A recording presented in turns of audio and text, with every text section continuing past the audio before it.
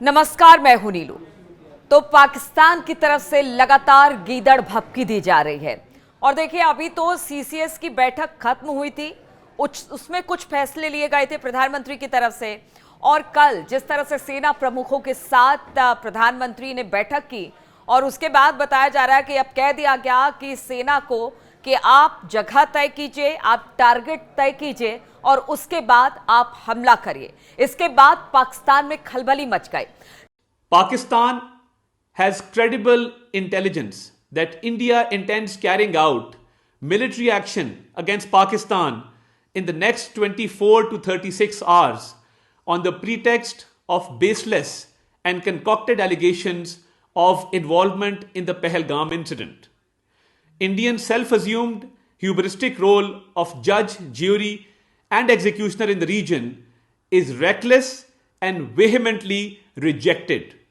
Pakistan has been the victim of terrorism itself and truly understands the pain of this scourge. We have always condemned terrorism in all its forms and manifestations anywhere in the world. Being a responsible state, Pakistan open-heartedly offered a credible, transparent, and independent investigation by a neutral commission of experts to ascertain the truth.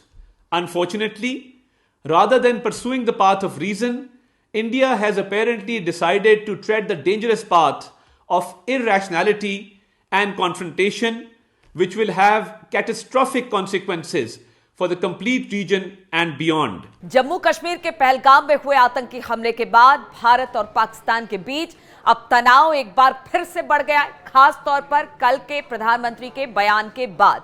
Bharat के action से पाकिस्तान में इस वक्त हड़कंप है। यही वजह है कि पाकिस्तान के सूचना मंत्री अताउल्लाह तरार ने देर रात करीब 1:30 बजे प्रेस कॉन्फ्रेंस कर दी।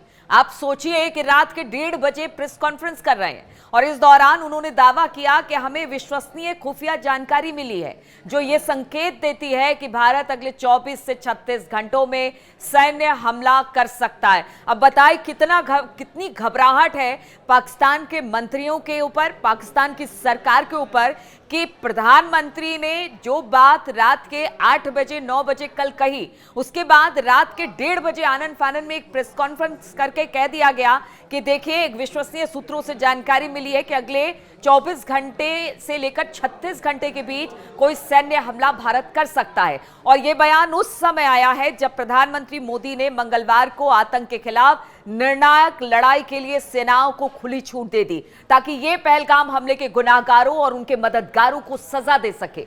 इस आतंकी हमले में 26 लोगों की जान चली गई थी और इसी को लेकर अब बताया जा रहा है कि पाकिस्तान के जो सूचना मंत्री हैं तरार, उन्होंने सोशल मीडिया प्लेटफॉर्म एक्स पर एक पोस्ट भी लिखा है। उन्होंने लिखा कि पाकिस्तान के साथ विश्वसनीय खुफिया जानकारी है कि भारत पहलगाम की घटना को झूठे बहाने के रूप में इस्तेमाल करके अगले 24 से 36 घंटे के भीतर सैन्य हमला कर सकता है। देखिए, झूठा बहाना लगातार पाक प्रायोजित आतंकवाद को भारत में लंबे अरसे से, और खुद पाकिस्तान के विदेश मंत्री ने इस बात को स्वीकार किया है कि पिछले 30 सालों में लगातार भारत के ऊपर आतंकवादी हमला होता रहा है। ऐसे में तरार कह रहे हैं कि अब झूठे बातों को बहाना बनाकर भारत हमले की तैयारी में है।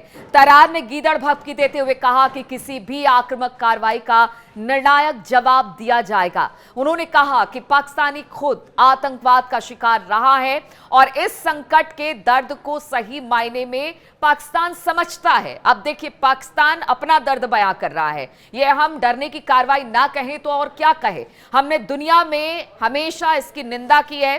पाकिस्तान के जो सूचना प्रसारण मंत्री तरार, उन्होंने ये बातें कही है। तरार ने कहा कि पाकिस्तान ने सच्चाई का पता लगाने के लिए विशेषज्ञों के एक तटस्थ आयोग द्वारा एक विश्वसनीय, पारदर्शी और स्वतंत्र जांच की खुले दिल से पेशकश की है। अरे, अगर आप पेशकश करते ही तो आज ये मामला यहां तक नहीं पहुंचता। कई ऐसे आतंकवादी हैं जो इस वक्त भारत में बड़े आतंकवादी घटना को अंजाम देकर पीओके में छुपे हुए हैं, पाकिस्तान में छुपे हुए हैं। आज तक किसी तरह की कार्रवाई पाकिस्तान ने नहीं की और जिस तरह से पहलगाम में हमला किया, अब भारत को एक बड़ा एक्शन लेने की जरूरत और समय दोनों इस वक्त आ चुका है।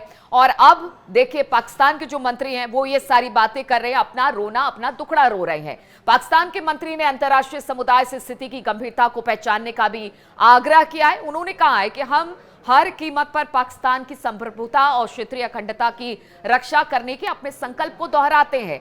अब देखिए कि पाकिस्तान के रक्षा मंत्री बोले कि हम हाई अलर्ट पर हैं।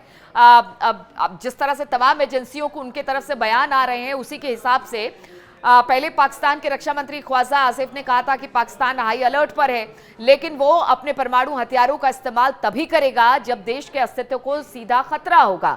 भारत ने पाकिस्तान के खिलाफ कड़े कदम उठाए। आपको बता दें कि 22 अप्रैल को हुई इस वारदात के बाद 24 अप्रैल को प्रधानमंत्री नरेंद्र मोदी ने भारत पहलगाम नरसंहार में शामिल हर आतंकवादी और उनके समर्थकों को पहचान करेगा, उन्होंने कहा, और इसका सीधे सीधे उन्हें दंड दिया जाएगा। सिर्फ उन्हें ही दंड नहीं दिया जाएगा जिन्होंने इस घटना को अंजाम दिया, बल्कि उनके आकाओं को भी दंड दिया जाएगा। वो मास्टरमाइंड जो कि ये सब करवाते अब तक भारत में आ रहे हैं और जिसने पहलगाम हमले की साजिश रची थी, उनको भी दंड दिया जाएगा। और देखिए इस वक्त भारत के साथ पूरा विश्व खड़ा है। भारत ने पाकिस्तान के खिलाफ कूटनीतिक हमले तेज कर दिए हैं। भारत ने पाकिस्तान के साथ कूटनीतिक संबंधों को कमतर कर दिया, सिंधु जल संधि को निलंबित कर दिया, अटारी वाघा सीमा को बंद कर दिया। जो पाकिस्तानी इस वक्त भारत में है उनको वापस पाकिस्तान भेजा जा रहा है। इसके अलावा कहा यह जा रहा है कि बहुत बड़ी एक खबर आ रही है कि शायद जो एयरबेस है भारत का उसे भी पाकिस्तान के लिए बंद कर दिया जाए, इस तरह की खबरें हैं।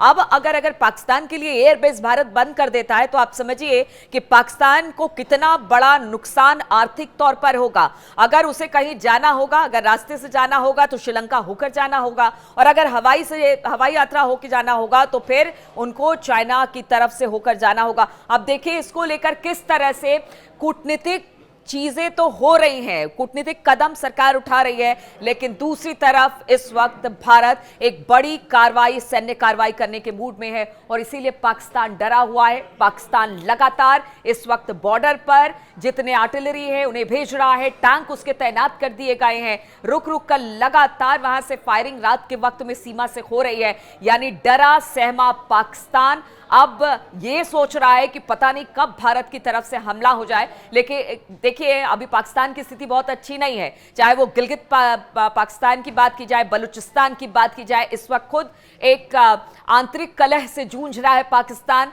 महंगाई से जूझ रहा है पाकिस्तान के पास इस वक्त पैसा भी नहीं है, रसद भी नहीं है, और कह सकते हैं कि एक युद्ध के लिए वो बिल्कुल तैयार नहीं है। लेकिन फिर भी लगातार गीदड़ भभकी पाकिस्तान के नेताओं की तरफ से हिंदुस्तान को दी जा रही है, लेकिन हिंदुस्तान बोलता नहीं है, करके दिखाता है, और इसी की तैयारी अब हो रही है भारत में, चाहे वो सैन्य तैयारी हो या फिर कूटनीतिक लेवल की तैयारी हो। हर तरह से भारत पाकिस्तान को खत्म करने के लिए अब तैयारी कर रहा है।